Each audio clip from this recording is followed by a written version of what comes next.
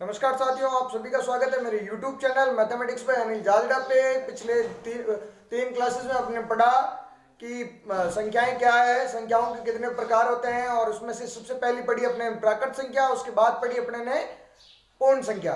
प्राकृत संख्या, पूर्ण संख्या के सारे प्रैक्टिकल्स किए, परिभाषाएं क्या होती है, इनका वर्गीकरण किस प्रकार से होता है, प्राकृत संख्याओं में की विशेषताएं क्या होती है, भाज्य संख्या किसे कहते हैं, अभाज्य संख्या किसे कहते हैं। उसके बाद अपने ने पूर्ण संख्या पढ़ी। पूर्ण संख्या में अपने ने पढ़ा कि कौन कौन सी विधियां लगती है, क्रम विनिमयता, सहचार्य, किस किस में पूर्ण संख्याओं में लगता है या नहीं लगता है, क्या पूर्ण संख्याएं क्रम विनिमयता के नियम का पालन करती है, और व्यवकलन में क्या होता है। आज हम पढ़ेंगे इन सभी के क्वेश्चंस के बारे में। आज की इस क्लास में हम 15 क्वेश्चन करेंगे, जिससे मुझे लगता है कि आप सभी को जो संख्याओं के पूर्ण और प्राकृत संख्याएं जो पढ़ी अपने ने, वो उसके प्रैक्टिकल क्वेश्चन करने से हमें ये कॉन्फिडेंस हो जाएगा कि हम कुछ कर सकते हैं।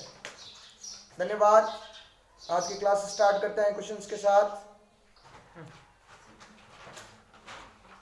पूर्ण संख्याएं तथा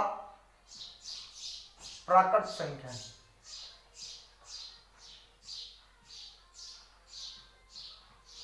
पूर्ण संख्याएं तथा प्राकृत संख्याएं। पूर्ण संख्याएं क्या होती है, प्राकृत संख्याएं क्या होती है, उसके क्वेश्चंस।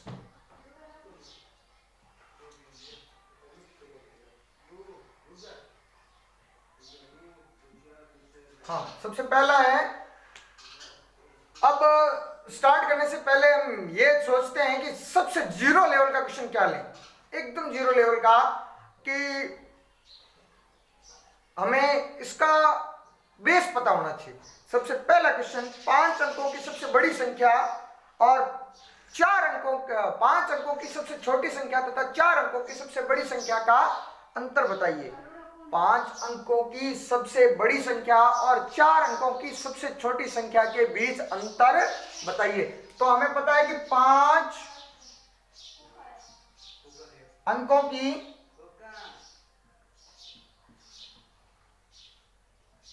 सबसे बड़ी संख्या है अपने पास 1, इकाई, दहाई, सैकड़ा, हजार, 10,000 और लाख। 1 लाख जो है वो 5 अंकों की सबसे छोटी संख्या है। बड़ी संख्या गलती से लिख दिया।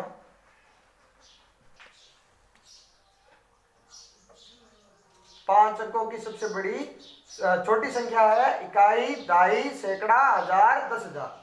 10,000 5 अंकों की सबसे छोटी संख्या। उसने कहा है कि 4 अंकों की सबसे बड़ी संख्या, तो 4 अंकों की सबसे बड़ी संख्या क्या होगी?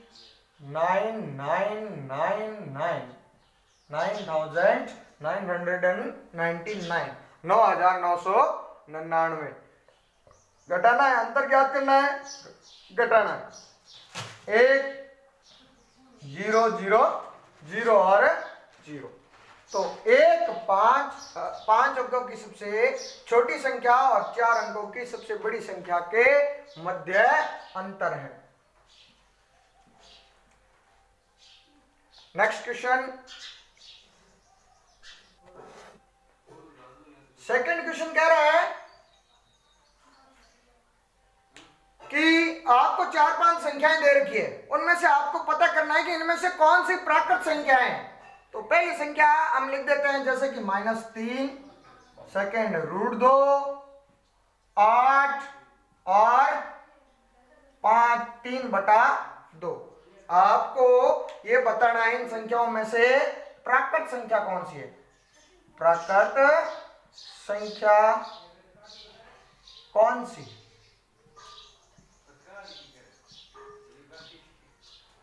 -3 प्राकृत संख्या नहीं है, √2 नहीं है, 8 है, 3/2 नहीं है। क्या है? परिमेय संख्या है। हमने प्राकृत संख्या की परिभाषा सीखी थी कि जो संख्याएं गिनी जा सकती है वह क्या होती है, प्राकृत संख्याएं। तो 8 क्या है, एक प्राकृत संख्या है।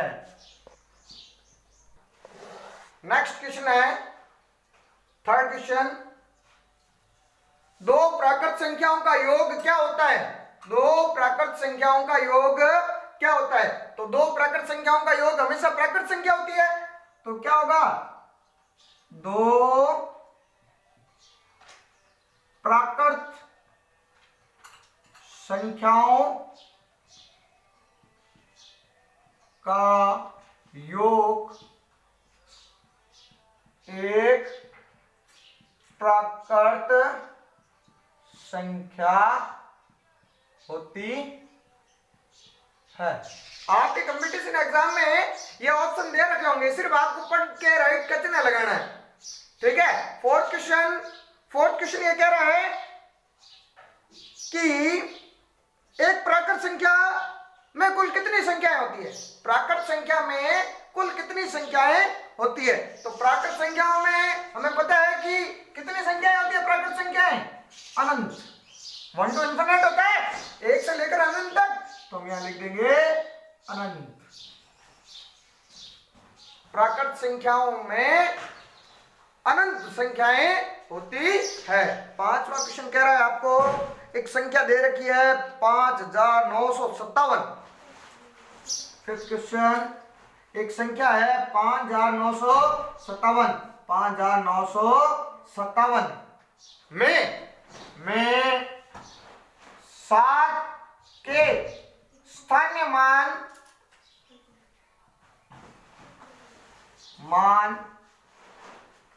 तथा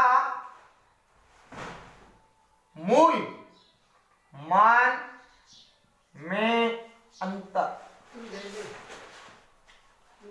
अब अपने को ये दे रखा है कि 5957 में 7 का स्थानीय मान और फिर उसके 7 का मूल मान में अंतर बताना है। स्थानीय मान तथा 7 के मूल मान में अंतर। 7 का स्थानीय मान यहां पर है इकाई, तो यह है 7 का स्थानीय मान 7 और 7 का मूल मान भी क्या होगा, 7। अब हमारे को इसका अंतर निकालना है, तो अंतर निकालते हैं तो घटाते हैं, 7 में से 7 गया 0। नेक्स्ट क्वेश्चन, 5 क्वेश्चन हो गए, छठा क्वेश्चन करते हैं हम।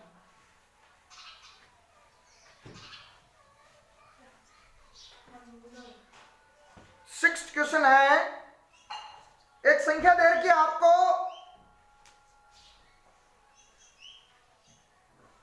6 क्वेश्चन में एक संख्या दे रखी है आपको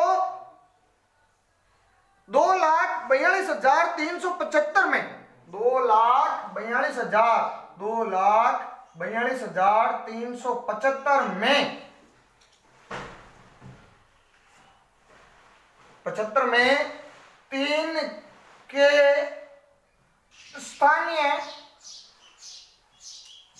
मान तथा 3 के स्थानीय मान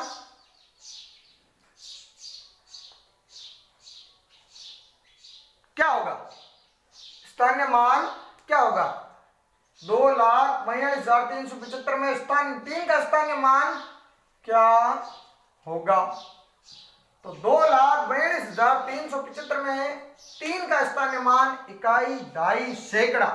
तो कितने सैकड़ा है, 3 सैकड़ा है, तो 3 का स्थानीय मान होगा 3 सैकड़ा या 300। 7th क्वेश्चन, 7वां प्रश्न कह रहा है आपको कुछ संख्याएं दे रखी है, उसमें से आपको पता करना है कि अभाज्य संख्या कौन सी है। पहली संख्या है आपके पास √36, दूसरी संख्या है आपके पास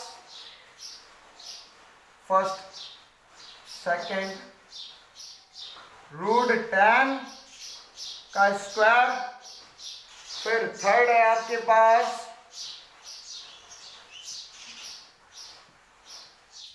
√4 गुणा 8/2। फिर है आपके पास फोर्थ 8/2। अब आपको इनमें से बताना है कि कौन सी संख्या अभाज्य संख्या है। तो सबसे पहले फर्स्ट को सॉल्व करते हैं। √36 होता है 6 में 2 का भाग जाता है और 2 व 3 से भाज्य है। अतः ये क्या हुई एक अतः √36 एक भाज्य संख्या है। क्या है? √36 एक भाज्य संख्या है। पहला सही नहीं है। सेकंड दूसरी है आपको √10 का स्क्वायर। तो √10 का स्क्वायर किसी भी संख्या जो रूट में दे रखी है, चाहे कोई भी संख्या हो, यदि हम उसका स्क्वायर करते हैं तो उससे रूट हट जाता है। तो जब स्क्वायर इस ब्रैकेट को खोला तो रूट का स्क्वायर हुआ, रूट का स्क्वायर हुआ तो ये आ गई 10। 10 क्या है?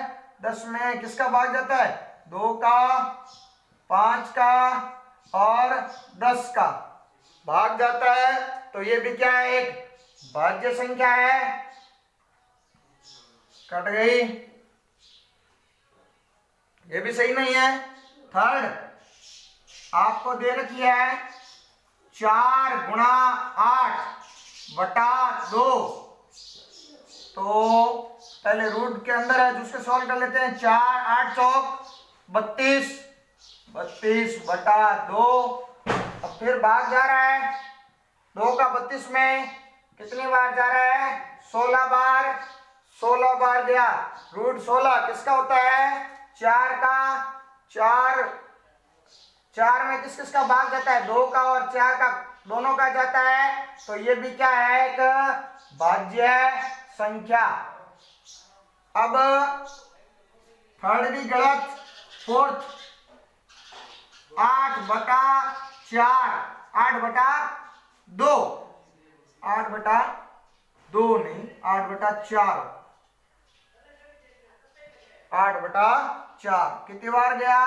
2 बार गया भाग। और 2 क्या है? 2 सबसे छोटी अभाज्य संख्या है। ये क्वेश्चन क्या हो गया? राइट। अब 7th में राइट कौन सा है? 8/4। नेक्स्ट क्वेश्चन करें।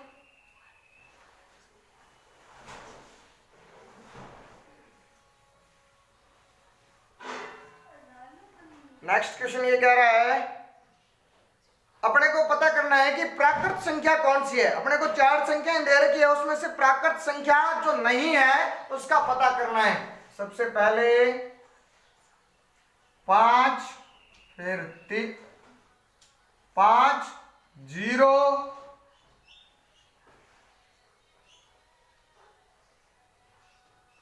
3 7। अब पहली संख्या ये, दूसरी संख्या ये, तीसरी संख्या ये और चौथी संख्या ये। अपने को बताना है कि इसमें से कौन सी संख्या क्या नहीं है? प्राकृत संख्या नहीं है। प्राकृत संख्या नहीं है। तो 5 एक प्राकृत संख्या है। 8 क्वेश्चन था। 5 एक प्राकृत संख्या है। 0 प्राकृत संख्या नहीं है। 0 क्या है? पूर्ण संख्या है। प्राकृत संख्या नहीं है। सही है। अपना आ गया आंसर नंबर 2। 9th क्वेश्चन करते हैं हम। 9वां क्वेश्चन कह रहा है आपको कुछ संख्याएं दे रखी है, फिर उसमें से आपको पता करना है कि कौन सी संख्या प्राकृत संख्या है। अब ये था प्राकृत संख्या नहीं है। अब नेक्स्ट क्वेश्चन 9th जो क्वेश्चन है वो कह रहा है कौन सी संख्या प्राकृत संख्या है। तो सबसे पहले लेते हैं 0, फिर सेकंड ले लेते हैं -3, फिर थर्ड ले लेते हैं 3/2 और फोर्थ ले लेते हैं 4। तो 0 क्या है? एक पूर्ण संख्या, ऋणात्मक संख्या है, ये नहीं है। 3/2 एक परिमेय संख्या है, ये भी नहीं है। आंसर सही कौन सा हुआ? प्राकृत संख्या कौन सी है?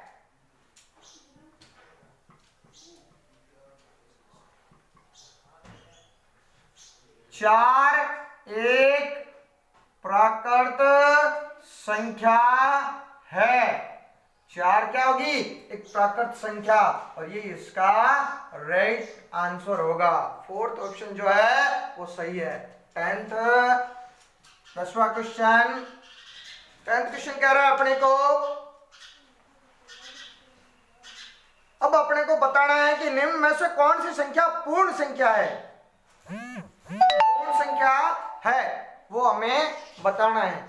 तो पूर्ण संख्याओं के लिए हमने पहले 4 ऑप्शन दिए हुए हैं। सबसे पहला 0, दूसरा -5, तीसरा 7/2, चौथा 9/5। अब इसमें से अपने को पता करना है कि पूर्ण संख्या है। अब हमें क्या पता है पूर्ण संख्या कहां से स्टार्ट होती है? पूर्ण संख्या 0 से स्टार्ट होती है, तो 0 इसका राइट आंसर होगा। 0 एक पूर्ण संख्या है। 11th question. अब 11th क्वेश्चन कह रहा है कि निम्न में से पूर्ण संख्या कौन सी नहीं है। आपको 4 ऑप्शन दिया है, मैं कुछ संख्याएं दे रखी है और अपने को पता करना है कि इसमें से कौन सी संख्या पूर्ण संख्या नहीं है। पूर्ण संख्या नहीं है उसका हमें पता करना है। तो 4/5 एक नंबर पे, 2 नंबर पे √3, 3 नंबर पे अपने को दे रखा है -4, ये √3 नहीं 3, और ये इधर दे रखा अपने को √3, और यहां दे रखा है अपने को 4th नंबर पे 5/-3। अब इन चारों ऑप्शन में से अपने को बताना है कि कौन सी संख्या पूर्ण संख्या नहीं है। पूर्ण संख्या नहीं है। अब इन चारों ऑप्शन में से कौन सी संख्या पूर्ण संख्या नहीं? 4/5 क्या है? एक परिमेय संख्या है। 3 क्या है? एक प्राकृत संख्या भी है और एक पूर्ण संख्या भी है। √3 क्या है? एक अपरिमेय संख्या है, और -√3 क्या है? एक ऋणात्मक संख्या है। अतः इसका आंसर होगा 2 नंबर वाला। 3 एक पूर्ण संख्या है। 3 क्या है? एक पूर्ण संख्या है। अब 12वां क्वेश्चन करते हैं हम। अब अपने को बताना है कि शून्य क्या कहलाता है। शून्य कौन सी संख्या है? 0 क्या है?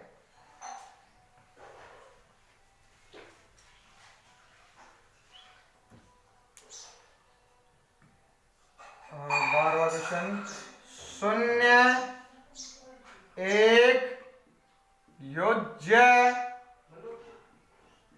तत्समक है। शून्य क्या? एक योज्य तत्समक है। 13वां, निम्न में से कौन सा एक गुणन तत्समक है? निम्न में से कौन सा एक गुणन तत्समक है? तो हमें पता है कि एक गुणन तत्समक है।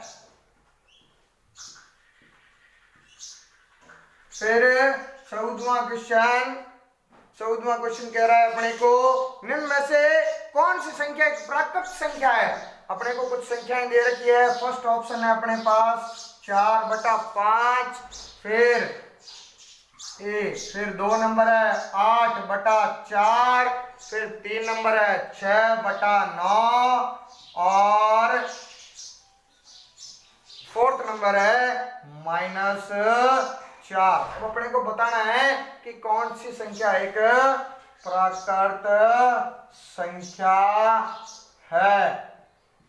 इनमें से कौन सी संख्या एक प्राकृत संख्या है? तो 4/5 को सोल्व नहीं किया जा सकता।